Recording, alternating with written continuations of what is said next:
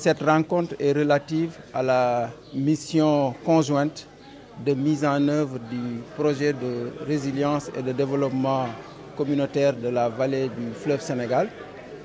Une mission dirigée par une équipe de la Banque mondiale, mais également des travaux qui ont regroupé l'ensemble des parties prenantes des régions concernées, notamment la région de Saint-Louis, mais aussi la région de Matam et de Tambacounda, des régions qui ont été représentées par les services techniques, mais également les collectivités territoriales concernées par le projet.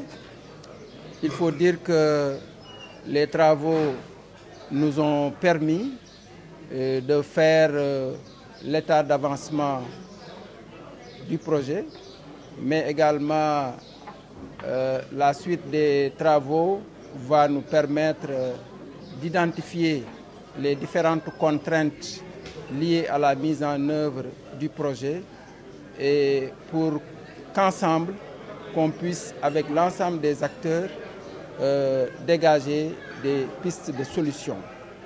Il faut dire que ce projet est un projet important qui vise surtout la résilience économique, la résilience sociale, mais également la résilience climatique de nos communautés. Donc la rencontre d'aujourd'hui, c'est une rencontre de partage mais aussi d'évaluation. D'évaluation de la mise en œuvre du projet de résilience et de développement communautaire de la vallée du fleuve Sénégal.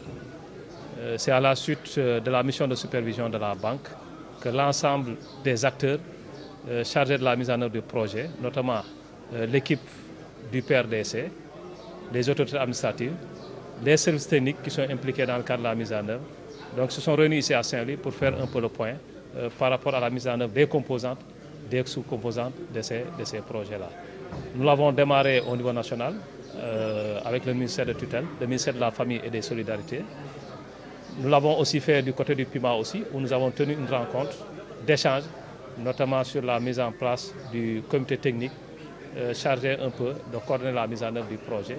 Et là, nous sommes là aujourd'hui, donc pour partager tout ce que nous avons à dérouler jusque-là. Je pense que c'est ça qui est attendu. L'autre chose, c'est surtout de voir les contraintes liées à la mise en œuvre de tout ça, et essayer de faire des recommandations pour lever effectivement ces contraintes-là.